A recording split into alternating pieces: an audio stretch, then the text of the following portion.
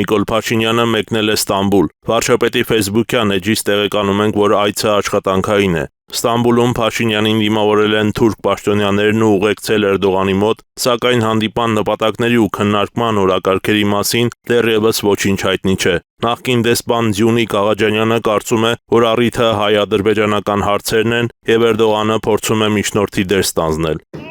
Ընկալելով իրենք նախապատրաստում են եռակողմ հանդիպում, այսինքն Էրդողանը միջնորդի դեր է կատարում,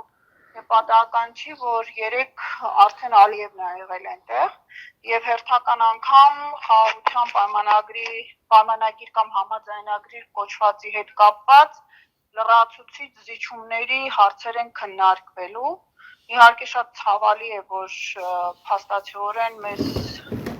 համար ոչ բարեկամական երկրի առումով մեր կառավարության ղեկին նստած անձը նման վերաբերմունք է դրսևորում, ինչը ստորացուցիչ է թե մեր պետության, թե մեր շահերի հետապնդման տեսակետից, բայց շատ բան ակնկալել, այսինքն դրական բան ակնկալել այս այցից հնարավոր չէ։ Այսինքն Փաշինյանից փորձում են նոր զիջումներ կորզել, որոնք դուրս են մնացել համաձայնեցված խաղաղության պայմանագրի կետերից, հարցրինք դիվանագետին։ Լրացուցիչ զիջումների, լրացուցիչ պայմանների բավարարման, դրանց հետ կապված ծրագրերի, հատկապես այդ միջանց կոչվածի տրամադրման եւ ադրբեջանցի փախստական հորդորջվածների անիրավական փաստացիորեն վերադարձի խնդիրների հետ կապված հարցեր են փորձելու առաջ տանել, որքանով կստացվի, դա մենք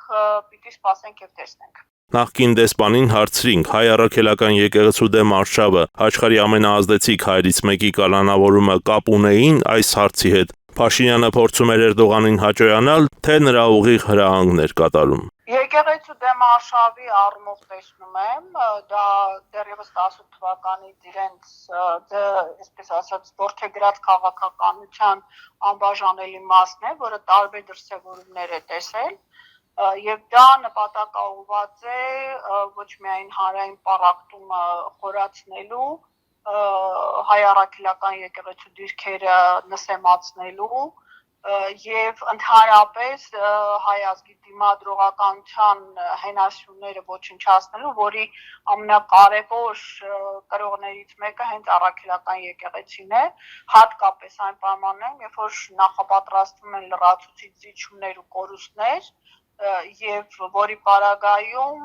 ժողովրդի այդ դիմադրողականության դրսևորման եւ դրա առաջնորդության պարագայում կարող է եկեղեցին իր դերը ունենալ, ինչպես մշտապես ունեցել է հազարամյակներ շարունակ, այսինքն սա նպատակաուղղված է մեր ներքին ուժերի ոչնչացմանը։ Կորյուն Սիմոնյան, Արամ Սարգսյան, Եվրոմեդիա 24